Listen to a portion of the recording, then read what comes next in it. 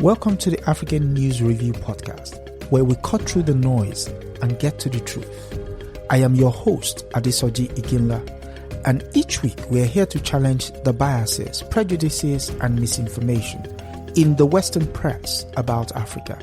Using historical context and contemporary insights, we set the record straight and reclaim the narrative.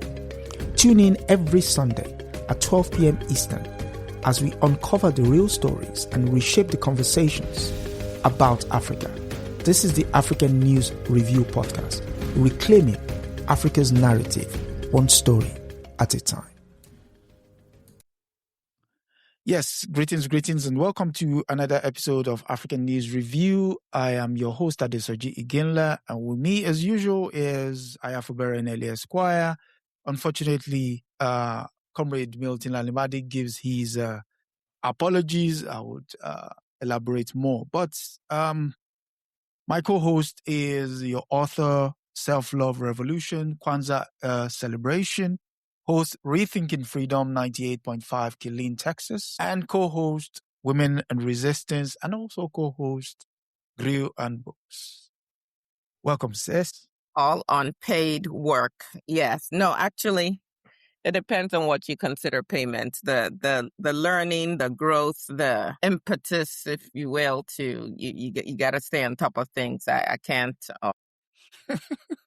You can't actually quantify it or put a monetary value on it. So thank you for all the ways that you challenge me. Yeah, you're more than welcome. I'm humbled to be in your company, as they would say. Oh, That said, yes, Comrade Milton went to Cuba. And, yes, he did. And if you don't follow him, you should go and follow him because he had some on all the amazing socials. posts. Yeah. Yes. He is there making some of us very jealous of the kind of antics he's getting up into Cuba. Hopefully he will come back and give us his stories next week. Yes. That said, news from where you are at.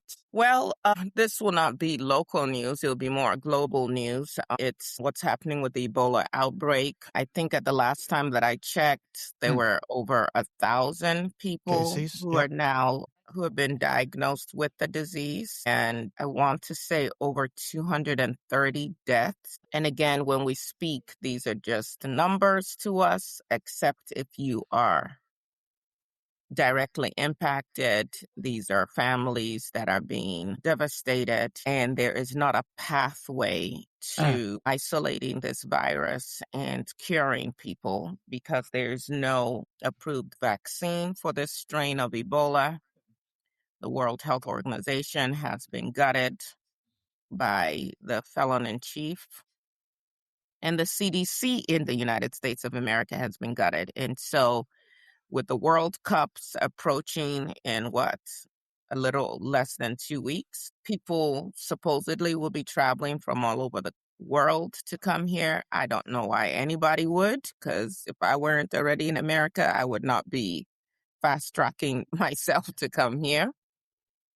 I think there are 2 labs here in the United States that are able to handle a virus of this kind. We have one in San Antonio and I think one in Houston. The United States at this time has said they are going to screen certain passengers from certain regions of the world. But the screening will be similar to COVID, where they just check you for symptoms. But we know that with Ebola, the symptoms can lay dormant for 2 to 21 days, and you could be infecting people during that process. So everybody be, careful and understand that elections have consequences. And one of those consequences is having idiots making major policy decisions. And I think it was J.D. Vance and of course, Trump as well. Ebola is not an issue and so on and so forth, as though they can just make a virus go away. Obey lines drawn on a map. So we pray for a breakthrough. We pray for those impacted. And we pray for leaders to actually lead in a way that respects humanity. Yeah, similar tone here. It's a bit global because we're everywhere. This week in particular, Ghana has sent a plane to South Africa to airlift its citizens out of South Africa. This, for people who are unaware, there's been a series of Afrophobia attacks on Africans within South Africa, and forward of so-called deadline June 1st for all Africans to leave, all other Africans to leave South Africa. And so Ghana, emptying that, has sent a plane to collect its citizens. The rest are remaining in situ until whatever happens next. So, yeah, we continue to monitor the situation with regards to that, which is quite sad given the history of the place. But, you know, it's the nature. But at least Ghana is stepping up to show some concern for its citizens, whereas you have a country like Nigeria, where another school was attacked. So there have been 2 schools in the month of May, and children carted off. I just saw a video of the principal of one of the schools begging the government to please negotiate with the kidnappers and save their lives. And the president of Nigeria, who looks like he is going to be running for another term, has pretty much just said thoughts and prayers. Wow, exactly. The youngest, I believe, that they kidnapped is a 2-year-old. Sad state of affairs. Speaking of sad state of affairs, the reason why most Africans are where they're at today is due to a proclamation a couple of centuries ago, specifically the Catholic Church. And so with that, we'll start the story from Pope Leo XIV, the 13th rather, 14th, sorry, 14th. who has issued a proclamation. And the proclamation is, he has asked the world to forgive the church's role in slavery. So this first story comes from the BBC, and it's titled Ghana Welcomes Pope's Apology Over Catholic Church Role in Slavery. It reads, Ghana has welcomed Pope Leo XIV's apology for Catholic Church historical role in slavery, describing it as an act of moral courage that was important in the global pursuit of truth, human dignity, and justice. The Pope issued the clearest apology yet for the Church's involvement in legitimizing slavery and its delay in condemning it for centuries. The apology was published on Monday in the Pope's first major teaching document of his papacy, which was also focused on the dangers of artificial intelligence. Ghana has been a major hub for the transatlantic slave trade when millions were captured and loaded onto ships, never to return home. That happened between the 16th and the 19th century. It's estimated 12 to 15 million Africans were shipped to the Caribbean, with 2 million dying during the journey. On the face of it, the acceptance of the apology, I don't know whether that is Ghana's place to accept it. Yes, you might have led with regards to the issue of placing it on records that reparations are due, and it's the gravest crime against humanity. What would you say, first and foremost, to the apology? Well, thank you, Pope Leo XIV, for exhibiting humanity during these crazy days that we live in.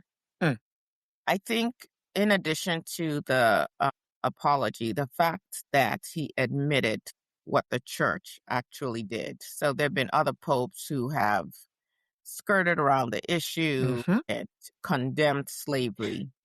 But he specifically said that the church regulated and legitimized forms of subjugation, including enslavement of infidels, non-Christians, and that those ecclesiastical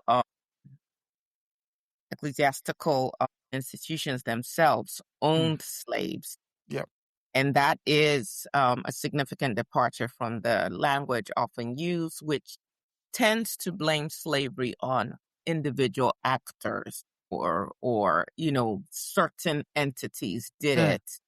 but not really looking at systems of power. So what he's acknowledging in this statement, as I read it, is that political rulers sought church approval and received it, that religious doctrine was used to justify the dehumanization and the enslavement of people and the extraction of their wealth in terms of their bodies and also their land. And that enslavement was not merely tolerated as in, hey, it's happening, we're looking the other way, but it was regulated and legitimized. Yeah.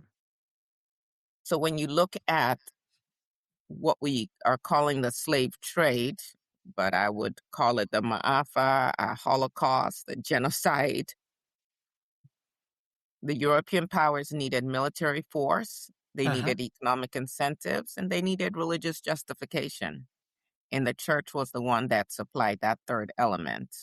Okay. So if you go back to Romanus Pontifex, which was 1455, it authorized Christian rulers to conquer, enslave, and dispossess, quote unquote, non-Christian peoples. Heathens. And so he acknowledged that in no uncertain terms. I actually read the entire letter, which is very long. Yeah. And really shows his intellectual and historical acumen and his understanding of the church and what the church, particularly the Catholic Church, has done. And I was, in addition to the apology, his commentary on yes, which and how that will continue. It's like a third wave of slavery, because now you're trading in data. Yeah. And it is who collects the data, controls the data, and how they use the data, which brings us back to a story we've covered many times here on African News Review. And that is of African nations who keep signing these memoranda of understanding to sign away their data, health data, to hostile entities and entities that they don't control. And it's not just their health data, I should say our health data. It's also even these agreements that they're going into with the likes of Bill Gates, who are compiling data on where all of the minerals are as well. Yes. And again, it's collecting that data, controlling the data, and how that data is used and will be weaponized, not can be, will be weaponized. Correct. So if you look at this Ebola virus that we just talked about, if there are only certain entities that are collecting and studying the data, one of the labs that I mentioned is capable of dealing with Ebola virus is a privately owned lab. What research are they doing there?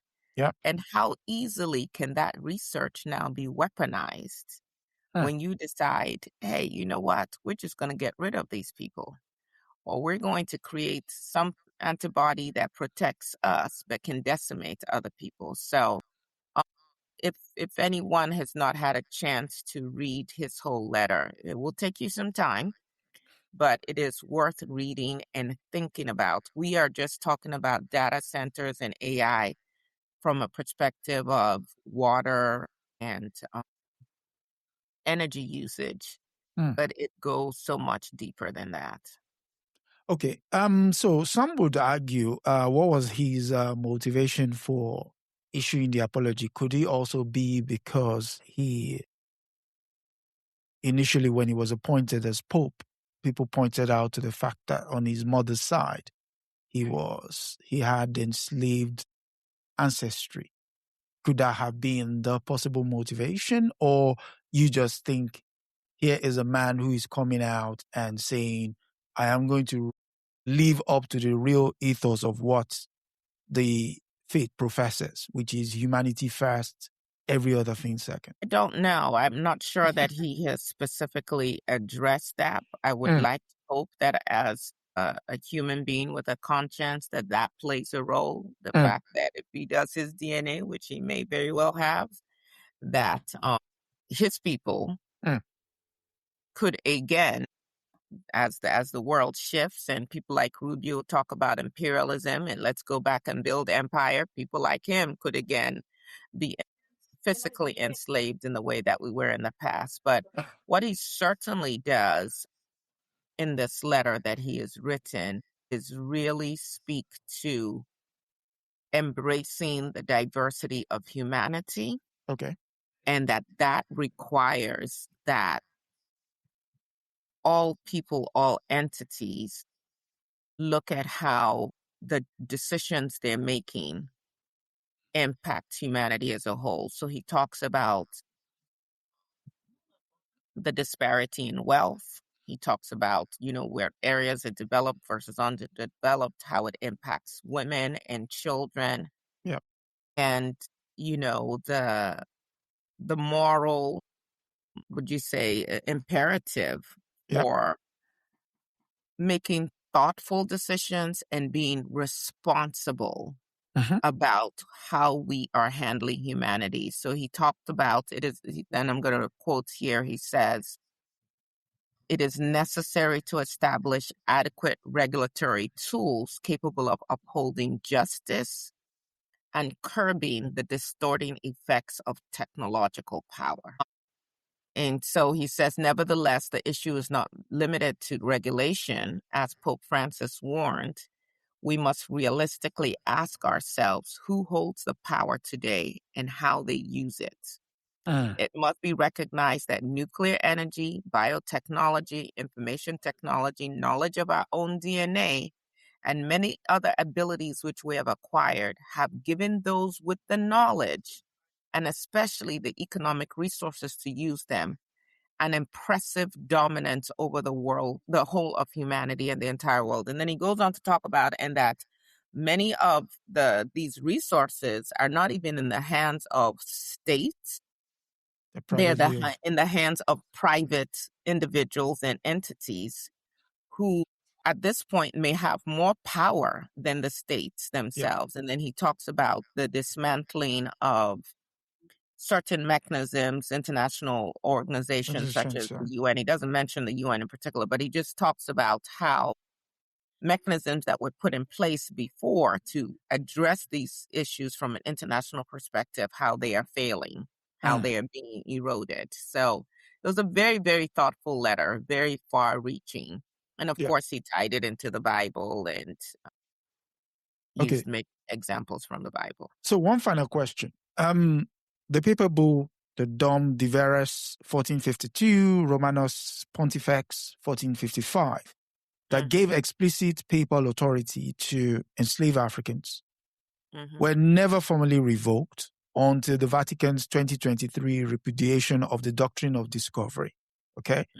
So, in light of that, he's offered the formal apology, and you mentioned the concept of wealth disparity. We know the church is minted. So the question is, does this set the stage for material restitution in some shape or form? Stay with us. We'll be right back. Just taking a quick break here on the African News Review podcast, but don't go anywhere. If you're enjoying our deep dive into the real stories behind the headlines, make sure to subscribe so you never miss an episode. Every Sunday at 12 p.m. Eastern, we're here to debunk the myths and bring you the truth about Africa. Want to help spread the word?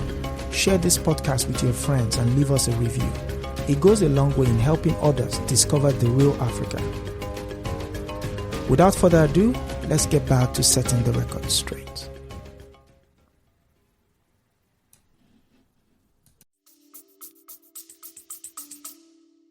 That's a question that we'll hopefully all live long enough to see answered, because as Kwame Nkrumah said, colonialism has evolved. The methods changed, the extraction continued, But the same question that you're posing is, for instance, will the church archives be fully opened?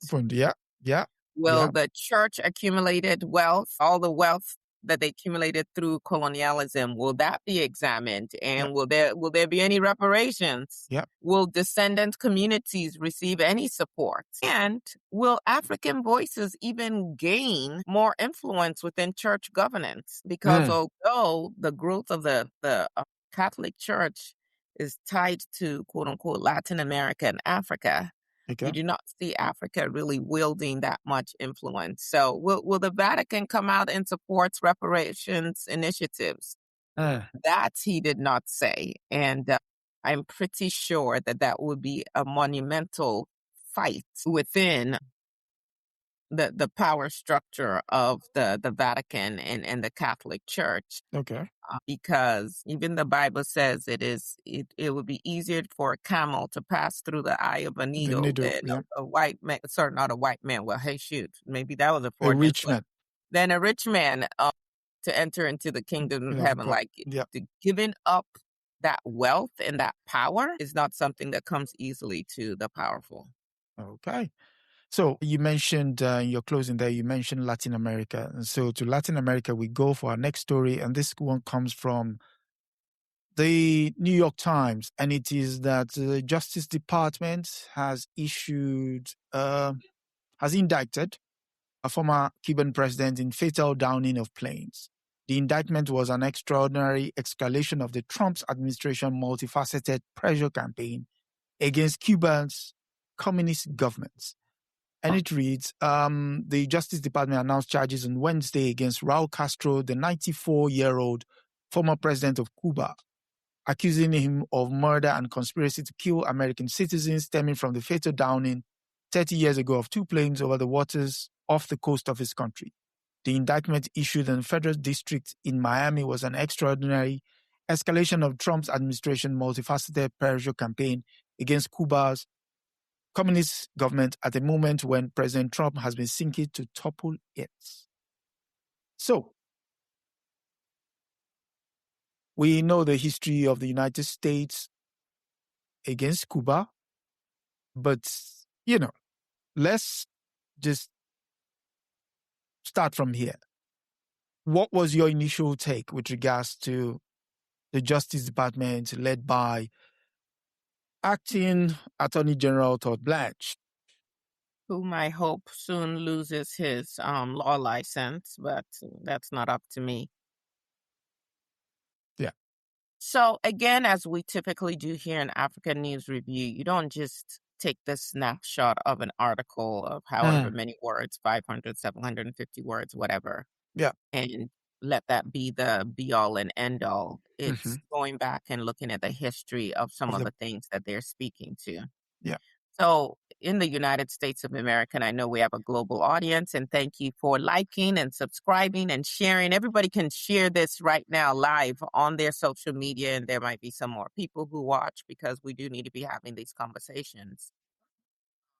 I was in Tulsa, Oklahoma this past weekend, and there is such great power in remembering. Because until we remember, we cannot resolve anything. True. So for most Americans, the history with Cuba, the average American, maybe not even average, fewer than the average, will begin with the 1959 Cuban Revolution. Yeah. But if you understand Cuba and understand slavery, which we just talked about, you know that this relationship, America's relationship with Cuba, started much earlier. So Cuba was one of the largest slave societies in the Americas. And there were hundreds of thousands of enslaved Africans who were transported there to do what? To work the sugar plantations. And the wealth of Cuba, like much of the Caribbean, was built on African labor and know-how. Now, Spain lost control, and Cuba then became very heavily influenced by the United States.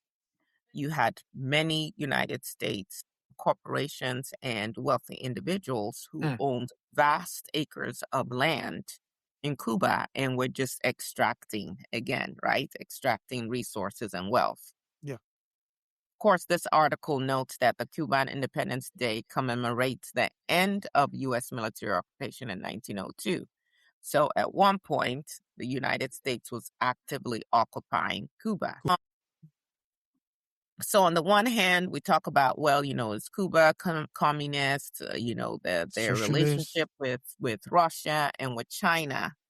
But it goes beyond that. The specific incident that they're indicting Raul Castro for is based on the 1996 downing of two brothers to the rescue aircraft, which resulted in 4 deaths. What we don't often talk about is the fact that this was an aircraft operating against the directives of Cuba, like do not fly into our airspace. Yes. We are a sovereign entity, a sovereign nation, and we're denying you access, right? And so this aircraft was coming in, and supposedly, maybe they said, we're trying to save people, or we're mounting our own resistance. But nonetheless, they violated Cuban airspace repeatedly. Cuban authorities have said that they warned the United States, and the classified U.S. documents reportedly support that the warnings were issued by Cuba. Correct. Nonetheless, they continued to come into Cuba and to basically do things that were in opposition to the Cuban government. So, for those of you, wherever you are listening to this, imagine again, a hostile entity is like, we don't care about your sovereignty, United States. We're going to come in and do whatever we want to. So when you just say, oh, they shot down the plane, the rescue aircraft, you have to look at all of the information surrounding the act. So is this solely a criminal justice matter? Or is this really about geopolitics? And is it about control? Power is always about control. Again, Trump and Rubio have imperialistic ambitions, whether it's Greenland, Venezuela, or we're going to take over the Strait of Hormuz. We're going to dictate what happens in all of these different countries. We bombed 8 countries in just a few months. These are not friendly characters. Yep. So why now? 30 years has passed. Previous administrations did not pursue charges against Raul, even though there were Cuban exile groups that were demanding it. Yeah. So now this shows up. This indictment appears right after what they've done with Maduro, which was the same playbook, indict him and his wife, and then go in and claim you have the power to extract a whole president of a country. But we also know that there's severe economic hardship on the island due to that sanctions. There are critical fuel shortages, and we'll hear more from Brother Milton when he comes back. I always miss when he's not here because I come here to learn from him. And then you also have the background of Russian and Chinese activities in Cuba. Remember, Cuba is only 90 miles away from the United States of America.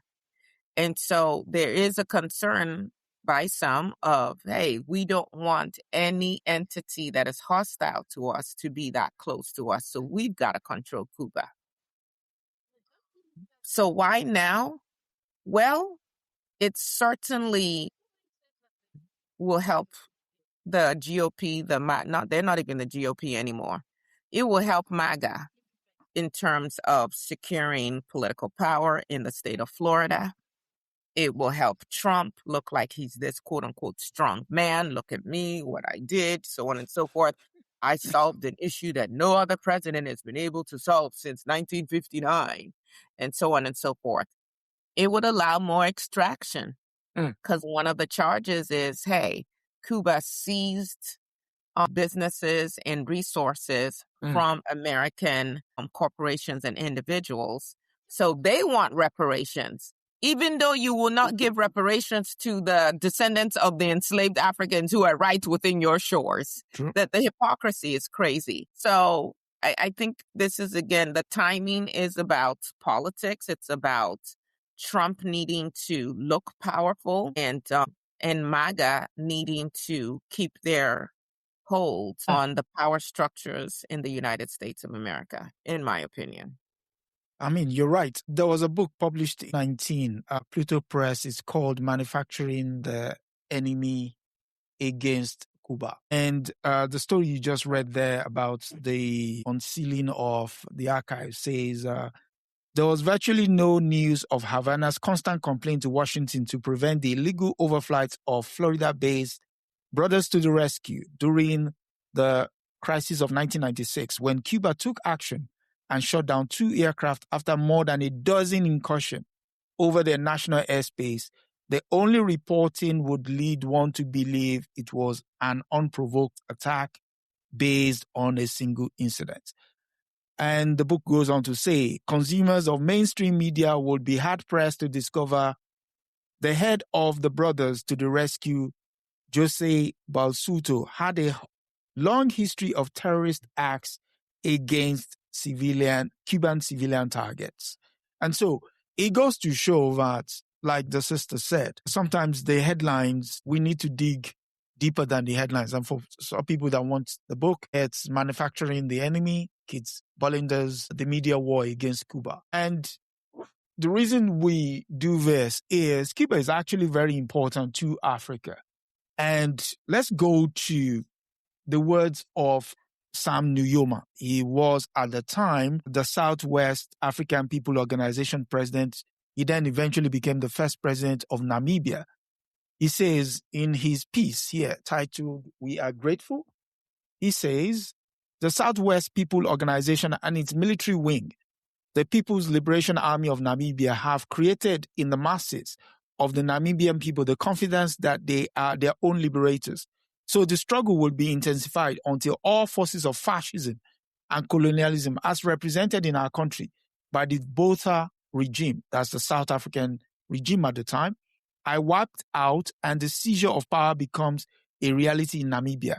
We, in the liberation movement in Africa, are indeed grateful to the leadership of the Communist Party of Cuba, and in particular, the Compañero, Fidel Castro, for his concrete material assistance, political and diplomatic support. We wish to pay special tribute to the Cuban armed forces who traveled thousands and thousands of kilometers to come to Africa to assist in a practical way those of us who are still languishing in the chains of colonialism, imperialism, and foreign domination in this region of South Africa. Signed, Samuel Nujoma, except from his interview about the South African-Cuban escalation. This was a prelude to the Battle of Cuto Carnival. And so this is how the issue of Africa is tied to the constant struggle of Cuba. We have to understand that history ties us together. We need to go back and bring all of these forces to bear. Like you said earlier, remembering is the first act of liberation. Once you remember, you suddenly start thinking, okay, I have more in common with these people than meets the eye. And then the way the so-called media at the moment goes about reporting their news has not really helped matter. But this is the reason why African News Review helps to reframe that narrative so that we get an understanding that we're not alone. We're part of a larger struggle, and we continue to do that. So I want to share this with our audience. Here's a definition of terrorism that I didn't write, so I'm going to read it directly. The Federal Bureau of Investigation, so the United States FBI, describes terrorism as the unlawful use of force or violence against persons or property to intimidate or coerce a government, civilian population, or any segment thereof in furtherance of political or social objectives. So they say unauthorized or unlawful use. Whose laws we're applying. Here's another definition. Terrorism is generally defined as the use or threat of violence against civilians or non-combatants to create fear and achieve political, ideological, religious, or social objectives. So This definition includes violence or the threat of violence. So consider bombings, shootings, kidnappings, arson, cyber attacks causing physical harm. Putting economic sanctions to basically starve non-combatants, regular citizens, right? So you break their will. It's the same strategy that has been used in Iran. A psychological impact beyond the immediate victims. The goal is often to create fear in a larger population. Oh, now we have our ships, our military warships, right off of the coast of Cuba. What is that supposed to signify to them? And a political, ideological, religious, or social purpose. The violence is intended to influence government policy, public behavior, or societal change. So given the issues that are taking place in the United States, would it be okay with any of you who reside within the borders of the United States for some entity to come from outside and visit the to same thing? foment policy change, regime change through threats and threatening you with violence and things of that nature. And so we need to be able to take an objective look, going back to what Pope Leo XIV was saying, an objective look at what is being done and by whom. And even when it's being done supposedly for us or in our name, like, Make America Great Again, are these methods that you can sanction or that you want used against you? So Trump's first administration, after Obama reopened travel to Cuba and the embassies reopened, his first administration eliminated cruise travel. Why is that? We don't want tourism dollars going in. We want to starve them. They tightened travel categories. They reduced commercial flights. They also capped family remittances. So many of us who have family members or friends who live in other parts of the world, but we're based in the U.S., I can speak for myself. We often send money quote unquote, home. So when you cap a family remittance, then basically what you're doing is, hey, maybe you were sending $100 a month. Now we're cutting it down to $10.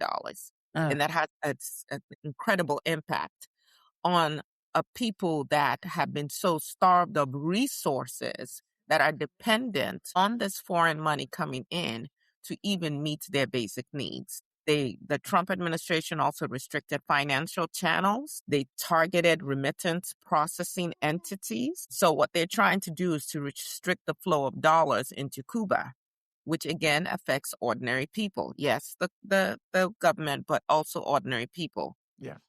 And then what else have they done? I mean, they've discouraged international banks from doing business with Cuba, foreign investors, insurance providers, shipping companies. All of that, we are trying to completely isolate and starve these group of people.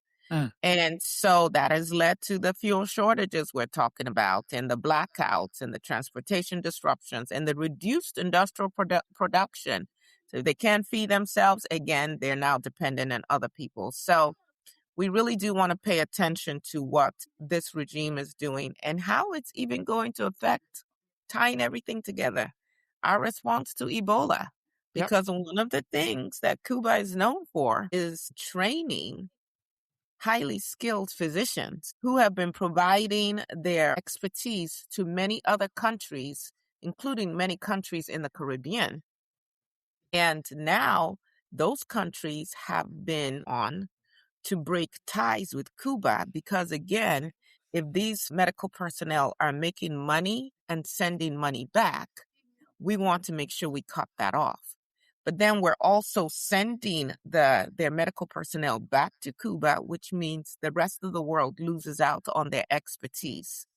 And it just goes on and on in terms of the impact. And of course, we saw CARICOM came out with a statement in support of Cuba, but it was not a unified statement because Guyana and Trinidad and Tobago decided to bow to their master Trump and abstained from joining in on that statement. Yeah. So you said earlier that this quote unquote intervention, a possible intervention in Cuba, is an extension of the Monroe Doctrine, the 1823 Monroe Doctrine. I mean, why we're here is to give context to most of the United States action. I mean, not particularly United States, but how it impacts the global South. In this particular instance, with regards to United States, the reason why most of the quote-unquote migration train come to Texas border is because of the intervention of the United States in most of this country. I mean, a quick snapshot would be the United States has intervened in Guatemala, 1954, intervened in Chile, September 11, 1973. You could go online, Salvador Allende, here's the attack on his palace and assassination. Cuba, 1961, the Bay of Pigs. And Panama, 1989. We've had Maduro, 2026. And, the thing is, they do all of these things, and when the blowback happens, as the CIA often terms it, the people on the ground within the United States don't know why most of this stuff is happening.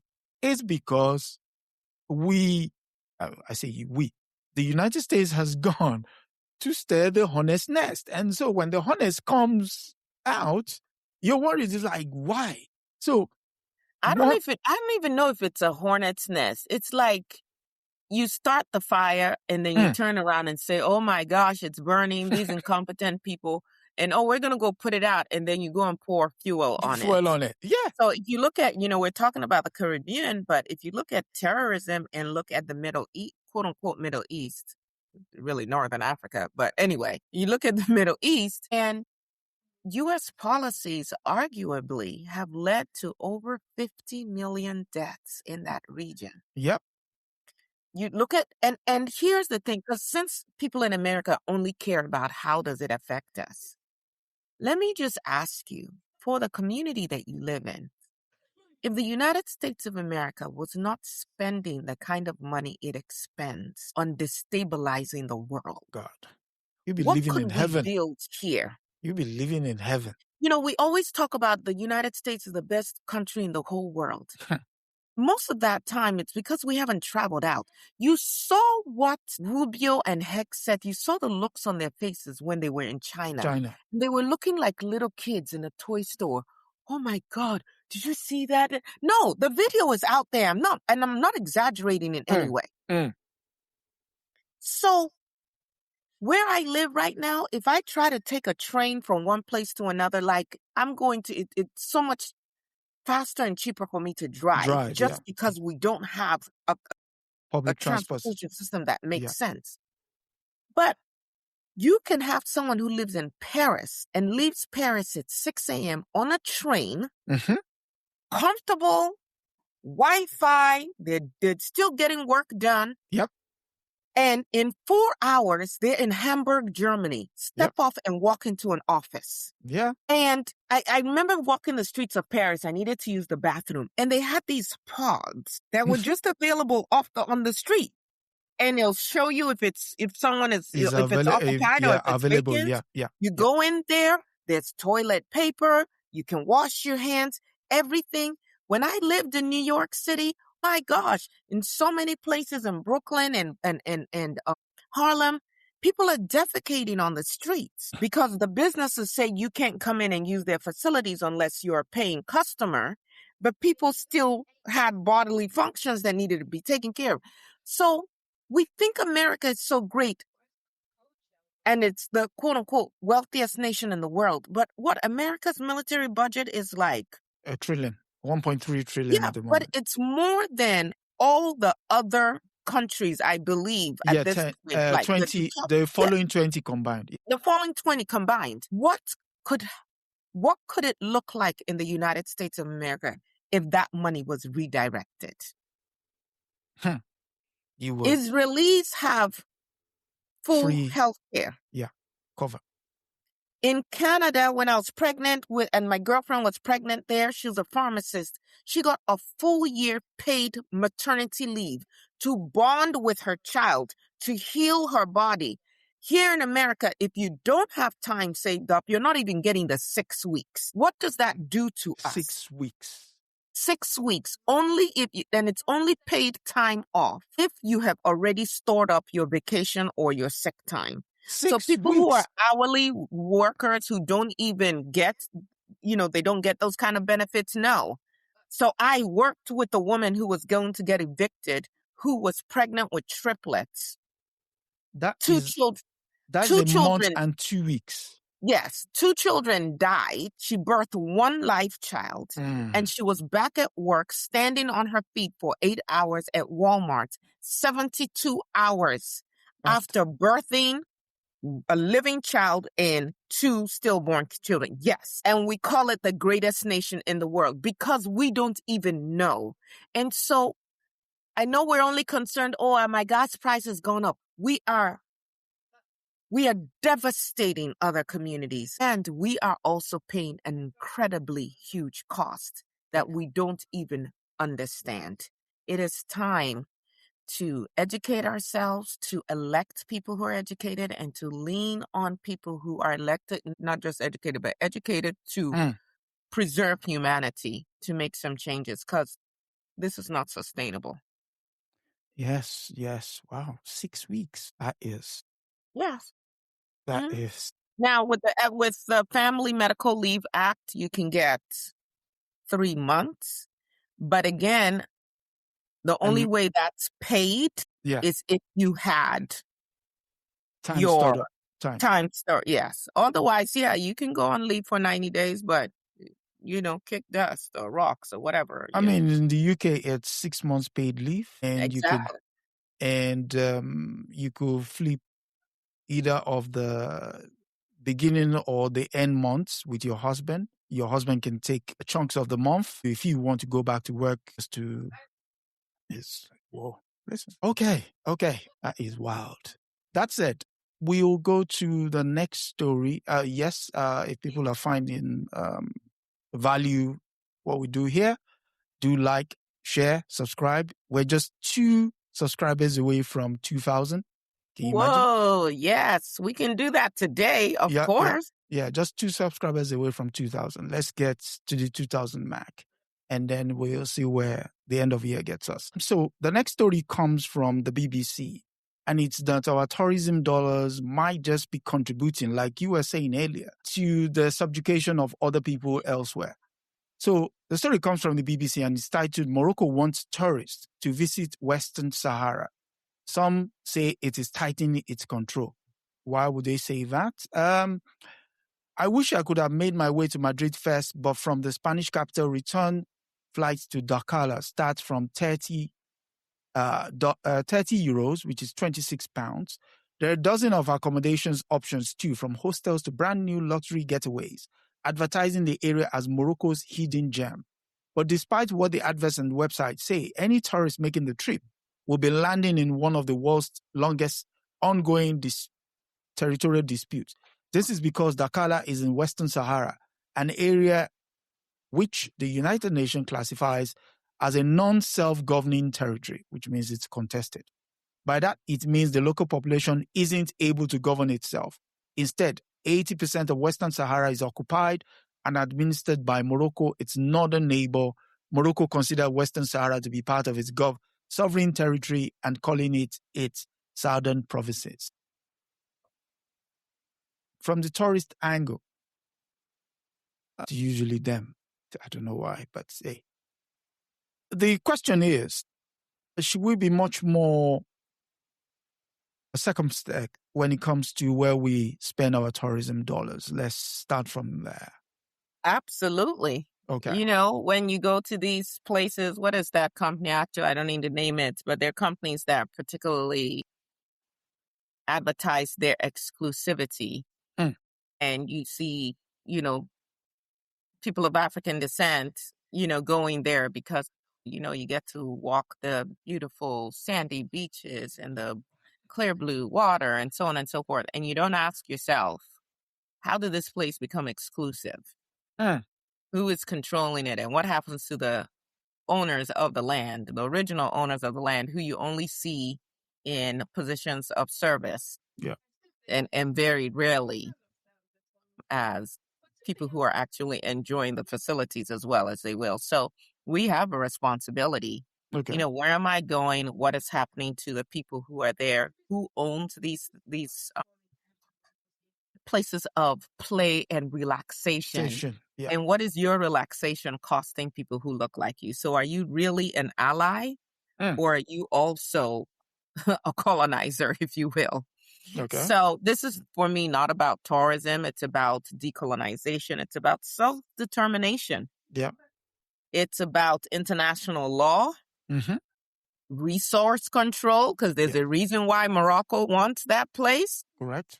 And of course, ultimately, which we always come back to here on African News Review, the unfinished business of our liberation as Africans. Correct. So the tourism industry is just another battlefield, if you will. So again, we've covered this region multiple times on African News Review. Yeah. But remember that Western Sahara was a Spanish colony. Here come these colonizers. I mean, like, God, just irks me every time that I need to talk about my people. Here they come into the conversation again. So it was a Spanish colony from 1884 until Spain withdrew in 1975. Yeah. After Spain left, leaving no reparations for the people, Morocco now says, hey, I'm claiming this territory over the Sahrawi people.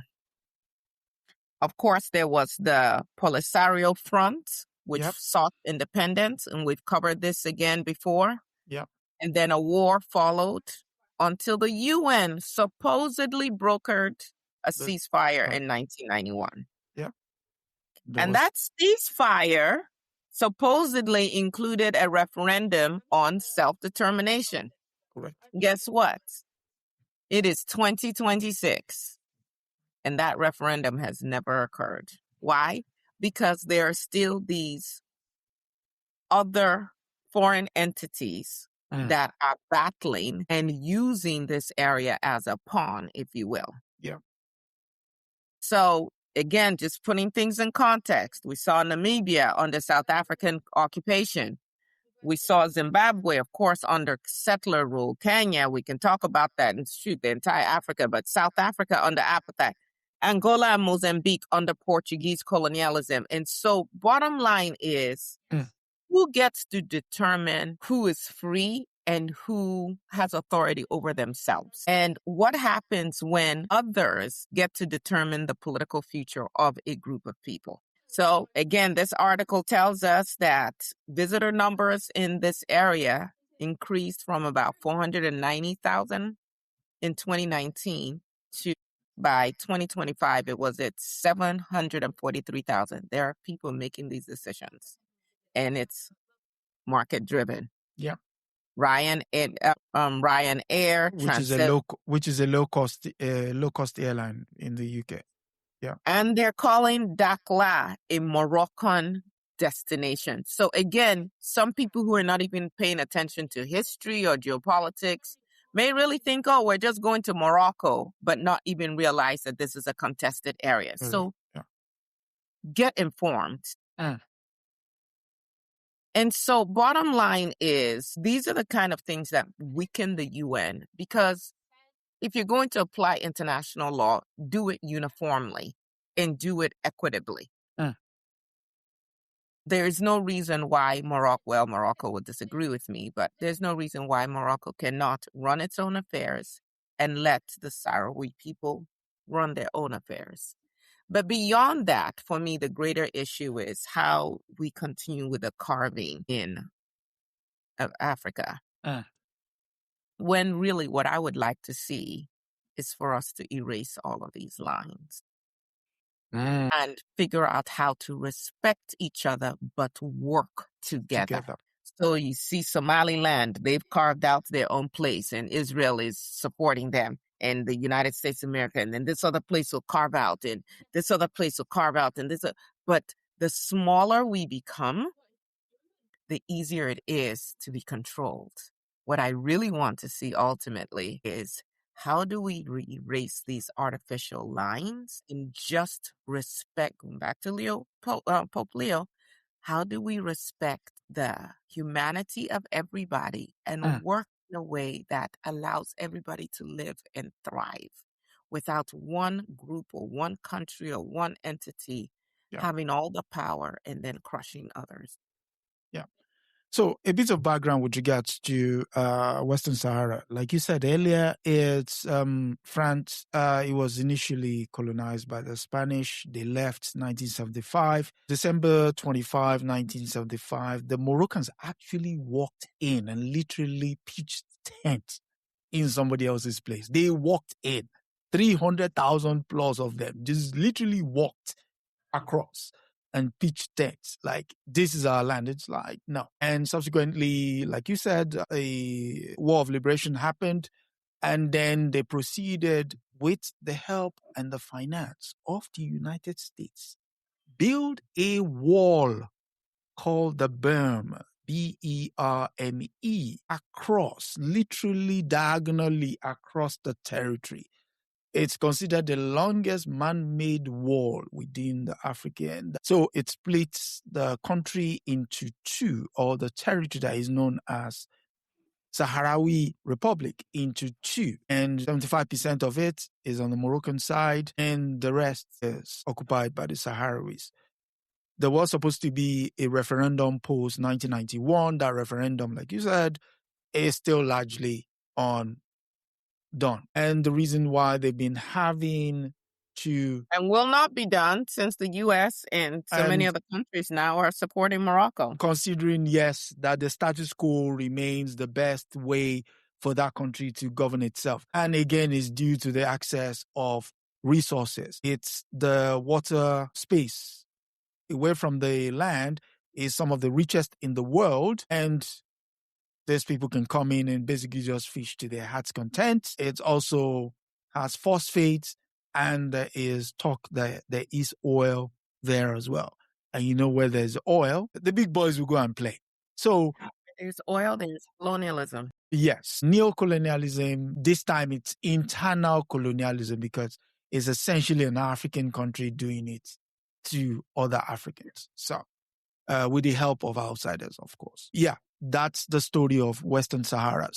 If you get a brochure through your mailbox or your email saying visit, do your due diligence, and you've been informed here. I won't say warned, informed. We do have agency, as they would say. So we've almost come to the end of this week's episode, but we'll take one final story, and the final story comes from Radio France International, and it's from Senegal. It's titled, Ousted Prime Minister Usman Sonko returns to center stage as Senegal's parliamentary speaker. Senegal's National Assembly has elected ousted Prime Minister Usman Sonko as speaker, handling the firebrand politician a powerful new platform just days after President Bassirou Diomaye Faye dismissed him from government. Sonko, the undisputed leader of the ruling PASSEF party, was the sole candidate for the role. He received 132 votes, with no lawmakers voting against him and one abstaining. According to Imam Ismail Diallo, who presided over the session, his victory was greeted with a long ovation in the chamber. You aware of Mr. Sonko's rise to power, or his claim to fame, as they would say? When this story initially hit, his sacking as prime minister, what was your initial thought? Well, so I had to go and do some research, like, okay, what is going on? Because we know Senegal, where I've always wanted to go visit, because The a land of man who's Chikete, very dear to my heart. I would have willingly been his third, fourth, fifth wife. No. Speaking of none other than Baba Ikwama, he doesn't want that trouble anyway. But at any rate, I have such deep respect for Baba Ikwama, and he lives in Senegal, and I've always wanted to go visit, but have not made that happen yet. But at any rate, Senegal, unlike many of the post-colonial states, right, has largely avoided the military coups, the civil wars, all of these prolonged dictatorships that we've seen in other places. And so it was a place, again, that was on my radar, if you will. And so when I started reading about this, I'm like, hey, what's going on here? And so what we know is that Faye, the president, was elected, but largely, according to reports, based on the popularity of Sonko. Sonko, yeah. Now, Sonko was barred from running for president, so I had to go and research and figure out why was he barred, what was going on here. And apparently there were two issues. One had to do with a staff member, and maybe there was some sexual impropriety or something of that nature. I couldn't get all the details on it.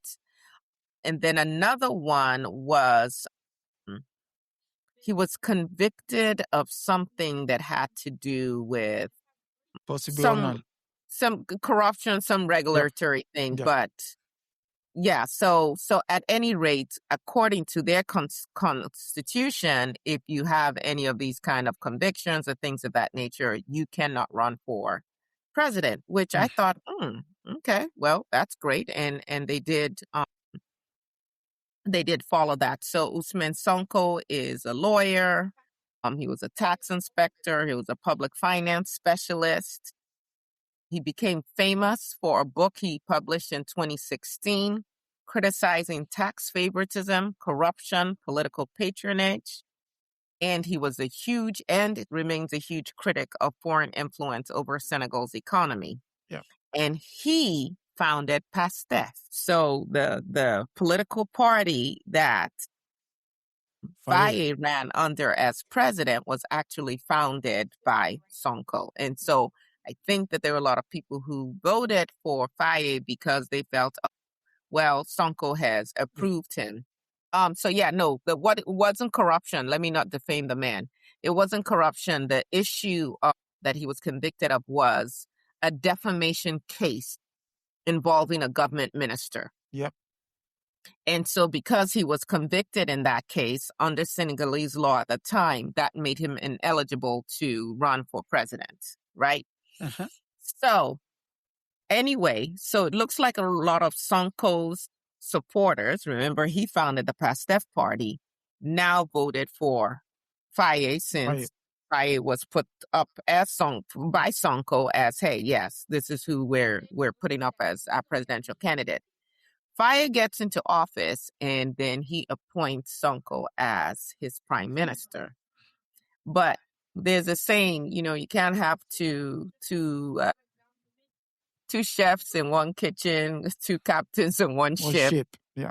And I'm going to read between the lines and say that there was some tension as Sonko's popularity with the people and him being president and maybe stances he's taking versus the president wanting to also consolidate his own power and feeling like there's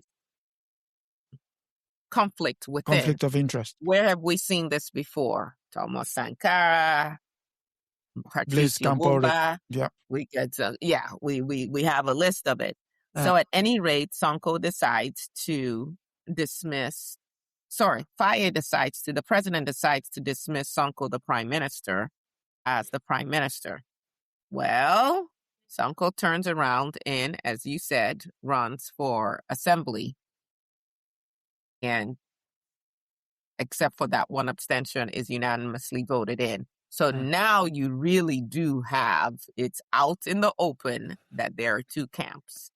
And the question is, who's going to go with the president and who's going to stay on the side of Usman Sonko? And what is that going to do to the stability of Senegal? Because in every other nation, when we see these internal divisions, actually wars break out. Yeah.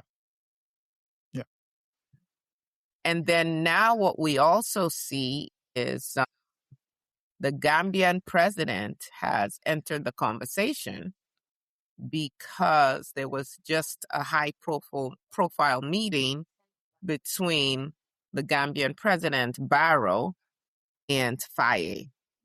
And Barrow is someone who came into Gambia. His presidency was based on we're going to turn things around. We're going to root out corruption, and we want a democratic, nation, and so on and so forth. But now that he's in power, he has gotten rid of, the political parties that were in existence when he first came in. He has created his own. He said he was just going to be a transitional president. Then he actually ran for a term. Now he's gearing up to run for another term. We might see things like that happening. Actually, we're already seeing things like that happening a little bit in Mali. Conversation would be, where has democracy ever really worked? Let's just be honest about it. Yeah. And so Faye going to meet with Barrow, is that Barrow putting his power and support behind Faye, or is this just a matter of, hey, these countries are right next to each other and they have to work together anyway? Time will tell, but certainly things that we need to be paying attention to in terms of regional stability. Yeah. So, I mean, what you said is largely the issues. Okay, so two of them knew themselves from the days as tax inspectors. Faye has previously ran as mayor of his area, lost. The only reason he got elected was because, like you said earlier as well, was because Sonko, in fact, there is endorsed him. Yeah, there is a proper refrain. There's a popular refrain in Senegal. It was like, who do we vote for? They will say the guy with the beard, because they didn't even know his name. That was how they described him, the guy with the beard. That Sonko has said, vote for the guy with the beard. So they voted for the guy with the beard. Now, the split happened when he returned. I mean, it started before he went, but largely happened after he came back from Kenya. Remember, they went for the meeting with Macron. When he came back, he suddenly created the campaign to run in 2029, for re-election in 2029. Mm-hmm. And guess what?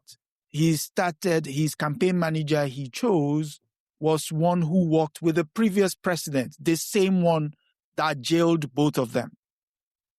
And then he started towing the lines of, we need to revisit the issue of the loan with the IMF, which Sonko does not want to look at.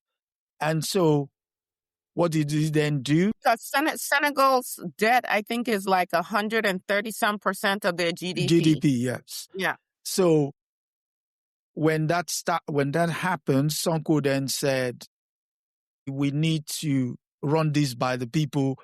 Let's create a referendum. And he said, well, I'm the president and what have you. So it's not helped by the fact that there was been briefing, and eventually Sonko was not invited to the inner sanctum meetings. Decisions were being made without the prime minister being present. And eventually he got his P45, as they would say. He got his marching orders. Now, what is key about him being elected as parliamentary speaker was, it was the speaker himself, El Malik Dale, that stepped down as a deputy so that he can take over his seat. And then he was subsequently voted in as the speaker. And why is that important? And the president has to work with the speaker. Exactly, because the parliament agrees the budget, agrees any spending.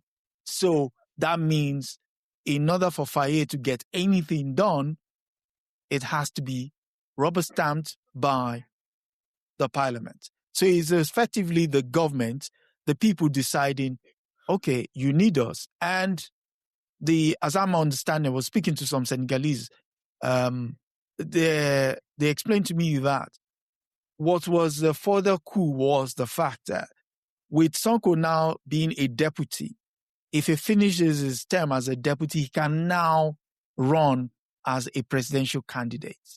So it's like, say, watch this space. This politics is going to be truly interesting in the next couple of years. So so here's the issue, though. It's not that we can't have we can't disagree on policy or the path forward, if you will. But it's when those personal disagreements, those personal rivalries, overshadow national transformation. It's when they take precedence over what the country and the people actually need. So you see it here in the United States, where personality and the cult following that personality eclipse principles. I mean, the thing I hear so often from people in America and on outside right now is, I can't believe that's happening in the U.S. I can't believe, because so many of the institutions have been gutted, weakened, and just collapsing. And then what happens is, whatever reform agenda, whatever real agenda you had to help the people ends up, being discarded. And so what is going to happen in Senegal? So hopefully, I'm not going to necessarily hold my breath, but I'm praying that Faye can preserve democratic norms and not decide that is going to go the role of his predecessor. And jail his that the two of them can avoid the very real danger of personalization of power, and that they can maintain transparency regarding the debt and economic policy and protecting the institutions that are helping to build Senegal. One final note is, we all heard Macron was in Nairobi a couple of weeks ago. What is Macron's own? Shouldn't he be fighting fascism in France? I mean, he has spent more time in Africa the last few months. Leave us alone. But the problem is, I think Sonko is going to wrestle Dakar away from France. And that will be, when you have, those old, what do they call them? Those metal pots that have 3 prongs, 3 standing foot. Yes. That is France's last 3 holds. So it's Dakar, Abidjan, and Libreville. So Libreville is Gabon, Abidjan is Côte d'Ivoire, and Dakar is Senegal. If Senegal goes, that is France almost getting thrown out of. So on a 3-legged stool, if Senegal goes, that stool is falling. That stool will fall. So they are doing. And so they're going to fight hard. Fight hard to ensure that Sonko does not grab the reins of power within Senegal. So does that include? They will not be so crazy as to assassinate him, because given his popularity, then you really are going to have mass chaos. We have to also understand that there has been mutterings within Senegal that they want to move away from the CFA. And the CFA, for those people who don't know, is France's last control of its previous colonial entities. If people want to read more, there's a book titled Africa's Last Colonial Currency, CFA. And it's about what the sister just said. Most of the leaders and Sonko has said, need to get rid of CFA. And he's also said, 60 years plus after our independence, why does France have a military base here? They need to go. Yes, exactly. So this is why it's important to read beyond the headlines. So this book, Africa's Last Colonial Currency, the CFA, the French story, gives us a very important understanding of colonial French-speaking West Africa. Pains me to even say that. That said, we have come to the end, with our story, come to the end of this week's episode of African News Review. Sister, any final thoughts? Just, again, continued gratitude for this space, for the stories that you curate for us, for all of the viewers, for getting us to 2,000, because I'm pretty sure that we're going to hit that if we haven't already today. And just the importance of us continuing to have these conversations and to educate ourselves beyond the propaganda that we usually get. Yeah, thank you very much. And for joining us, for our audience, our esteemed community members. If you're not a community member, consider joining. Consider joining the Patreon. And yeah, do like, share, subscribe. Subscribers are very important. The more you subscribe, the more you share, the more YouTube considers it worthy that people should know about what it is we're talking about, which we consider very important. That said, by the way, the person we're going to be covering in Women in Resistance is still alive and is very much tied to Uganda's politics and worked for Museveni. So for those of you who are regulars with African News Review, you might want to come and watch on Wednesday when we talk about Elizabeth of Toro. Yeah. Because I think it's going to tie into some of the stories that we've also covered here. And she is still alive. Yeah.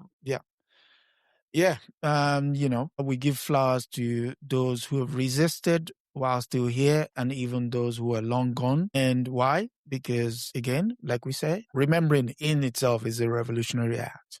Because once you remember, you act right, as they would say. So that said, until Wednesday when we come again with Women in Resistance, Elizabeth of Toro. That said, join us until next week when Comrade Milton Alimadi will be back as well to give us his goings on in Cuba. So someone is asking a question. I know we're over our time about Tulsa. Someone else texted me yesterday and said, did you accomplish what you intended to in Tulsa, something like that? My daughter was asking me did you enjoy yourself? And I had to think about the question. And I said, I did not go to Tulsa to enjoy myself. I actually went this time around. I've been in Tulsa before. I went this time around because I wanted to immerse my 3 younger children in a history that often when I'm just saying it, it's just, I feel as a parent that sometimes it goes into one ear and out the other. They did surprise me. They listen a lot more than I realized. But I wanted them to walk the streets, to hear from other people, to feel the energies of the ancestors and to understand what we've done before so that they can understand that as they're going through their educational process right now, the purpose of that education. It's not just to say, I got this degree or I can make this money, but it's how do you bring those tools to bear for our liberation. And one of my children in particular was not happy at all about the trip because he wanted to stay back for his friend's graduation and so on and so forth. So if you've ever had any teenagers and it's the long face and it's a 6-hour car drive and all of that, and you really want to, let me rephrase, I really wanted to at one point, Nigerian parents would understand what I'm about to say. Some of you or others may. I really wanted to do like a backhand slap, like what the? But to answer your question, they were so animated. They learned so much. They picked up on things that I hadn't even honed in on. The wealth of knowledge, the people that we were able to engage with. We went on a tour before the one that Nubia and Professor Hunter organized. And so they were already, they already got like a behind the scenes, if you will, and then the additional information, and they are fired up. So the fellowship was great. Met some other Nubians there, but it was really the fellowship with some of the descendants of the Tulsa call it massacre, call it war, call it pogrom. I mean, they fought back, so maybe the term should be war. And just hearing their stories. One lady, she's married now, but the Knights, her family, the family that was part of that experience, she talked about that day had been the day that it started was her I believe her grandmother's birthday. And she had all these dolls and clothes for the dolls, and she had washed them and put them on the clothesline to dry. And she's looking through the window and watching, this white person just go and torch all the dresses. And just, so we actually, I got to interact with actual descendants of that tragedy. And you realize, again, these are not just words in a book. These are real lives with real trauma. And to hear over and over again, people who grew up in Tulsa, who grew up in and around the Greenwood district say, I was in my 30s before I learned about that history. And and then going into why the history wasn't taught in the Ku Klux Klan and the way people were punished for even speaking up about that history. And so it just, coerced people into silence. All kinds of terrorism in the United States of America. So thank you for asking that question. But yes, it was a very life-affirming trip for sure. Well, it's best to describe the United States as one giant crime scene. It is. It really is. Yeah. So you know what? I know we're beyond African News Review. To the point that you made, one of the things we're doing on Rethinking Freedom for the next 2 months is we are talking about the untold stories of the United States of America. America at 250. Okay. And we interviewed the author of this book, The Telltale Texas. And so as we were driving from where I live in Belton to Tulsa, Oklahoma, and you're seeing all the signs, exit signs for different cities, I was flabbergasted at myself at how many cities I would point out to my kids. Yeah, and there was a lynching here in 1910, and there was a lynching here in 1915, and there was a lynching here. I mean, just driving through, almost like a pothole. But just knowing some of the history of Texas, and I'm like, the entire country is a freaking crime scene. Yes. If you know. But if you don't know, you're just, let's stop and get something to eat, and let's just, and we're all free. But yeah. Same thing when you come to London. Central London is one giant monument to the transatlantic slave trade. So if you know, you know. From the Bank of England to the Buckingham Palace. But if you don't know, you see people out there with their cameras. Oh, click, click, click, click. It's like, just get out of the way, man. Just move. But hey, they pay our way. So, that said, until next week, when we come back, do like, share, subscribe, do all the good stuff, and see you next week. Good night, and God bless. That's a wrap for this week on the African News Review podcast. We hope you are leaving with a clearer, more truthful picture of Africa. Remember, every story has another side, and we're here to uncover it. Don't forget to join us next Sunday at 12 p.m. Eastern as we continue to challenge the narratives and reclaim Africa's voice. If you've enjoyed the show, be sure to subscribe, share, and leave us a review. Until next time, keep questioning, keep learning, and keep seeing Africa for what it truly is.